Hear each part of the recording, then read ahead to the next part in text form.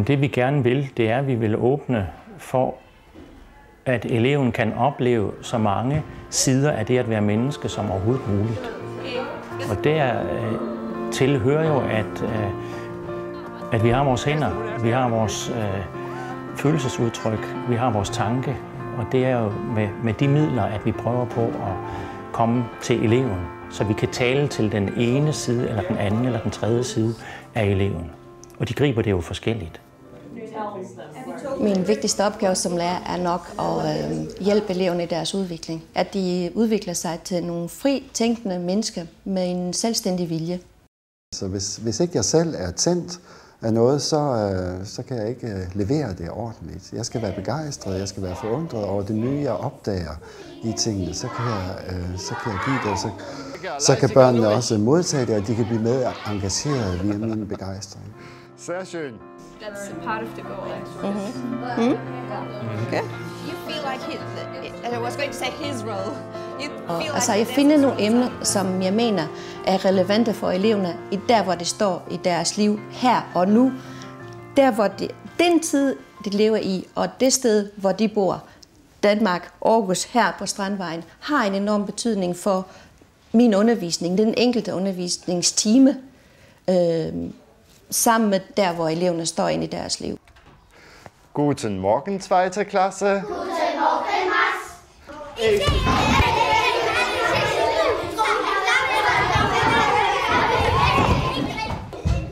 Vito? Ja. Men det er jo det der med at bevare sin begejstring for livet og for det, som man har med at gøre, det er jo noget med også at tage en beslutning. Og min gamle mormor, hun sagde på et tidspunkt til mig, Mads, i det her liv, der bestemmer du selv. Vil du være herre, eller vil du være slave? Og det synes jeg jo er rigtigt. Vil man være herre, eller vil man være slave? Jeg vil da helst være herre. Jeg har taget en beslutning om, at det skal være rart og dejligt og sjovt for mig at være lærer. Det skal være et rart forum, når jeg er sammen med eleverne. Og det er det aller vigtigste. Det er relationen, det er, at stemningen i klassen altid er rar. Så det er et meget åbent forhold mellem lærer og elever, der gør, at jeg tør at spørge ind til deres liv, og de tør at spørge ind til mit liv. Og det gør jeg, fordi jeg har undervist med i alle de år, men også fordi man i pauserne, så bliver man altid lidt længere tid, og man ved, hvad de hedder, hvad deres kærester hedder, som regel. Man har et godt forhold til eleverne. Det der, nogle gange er den der sfære mellem den private og den professionelle, den er lidt anderledes her. Det betyder, at for eksempel, jeg ved, når en elev er ked af det, og hvorfor. Det betyder, at jeg ved, hvem jeg skal spørge om hvad. Det betyder, at jeg ved, hvad jeg kan forlange af de enkelte elever. Det har en stor betydning at vide, hvor de står i deres liv og i deres udvikling. Og tage højde for det, både når man forbereder undervisning, men også når man står og underviser.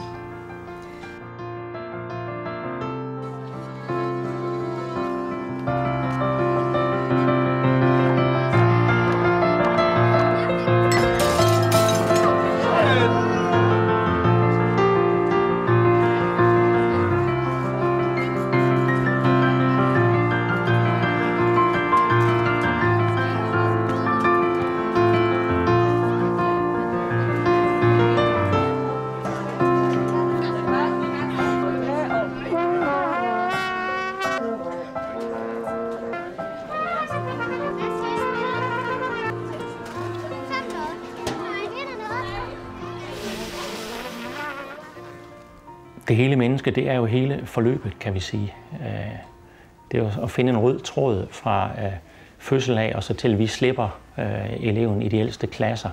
At vi giver bestemte ting på bestemte tidspunkter i barnets udviklingsforløb. Og der er det jo, vi prøver på alle mulige måder at komme ind på den kunstneriske vej til at gøre det. Hvis ikke vi gør det, så vil mennesket på en eller anden måde blive halt. Vi vil ikke få alt med af de muligheder, som gemmer sig i barnet. Og det er jo vores opgave at finde, hvad er det for en kerne, der er lagt ned i det enkelte barn. Derfor gør vi så meget ud af også at holde fast i de kunstneriske aktiviteter på vores skole. Så de skal kunne se kridtet på tavlen. De skal kunne se tavlebilledet. De skal kunne mærke stødet fra kridtet. De skal tegne, de skal sidde og snitte i linoleum, når vi laver grafik. De skal lave håndpressede tryk osv. De skal have alle de rigtige materialer.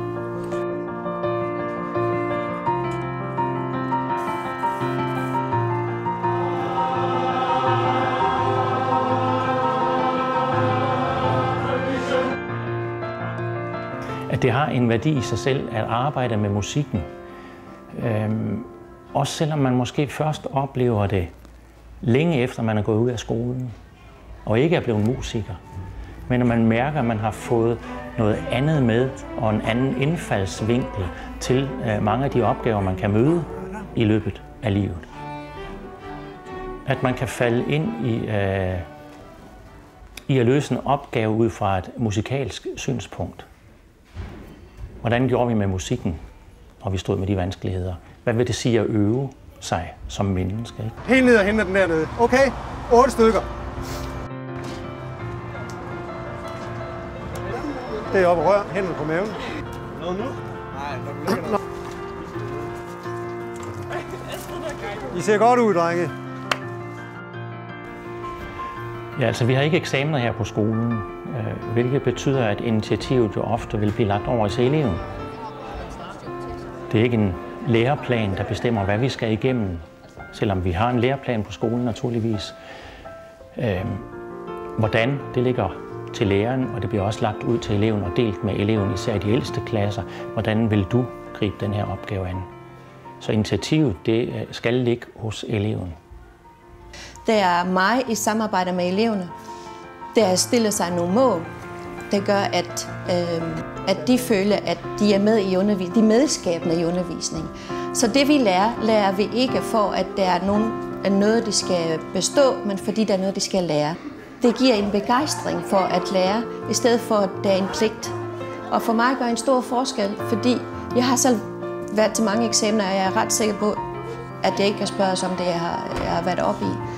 Men hvis man formår at undervise begejstret, og hvis man formår at begejstre eleverne, at de kan se en mening for, hvorfor de skal lære det, så kan de huske det resten af deres liv. Jeg er ikke sikker på, at de vil kunne huske eksamensspørgsmål. Your dreams, right? Like destiny's written maktub. Yeah. Right? But if you, instead of saying maktub, you follow your dreams, that's the difference. De har kun nogle få måneder tilbage af deres skolegang. De skal ud i den virkelige verden. De skal have mod på at forfølge deres drømme. De skal have mod på at ikke lade sig stoppe af, at der er noget, der ikke går, som de vil. Fordi når der er en dør, der lukkes, så er der 2 andre, der åbnes.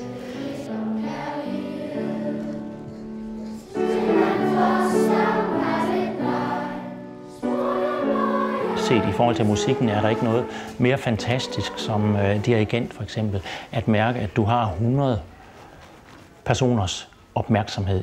Du har dem i din hulehånd. Og når det kommer derhen til sidst, at de virkelig mærker, at det her det er blevet til en enhed, så mærker man også, at 2 og 2 er mere end 4.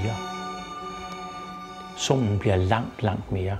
Og det bliver en oplevelse, der bliver langt ud i fremtiden for de unge mennesker.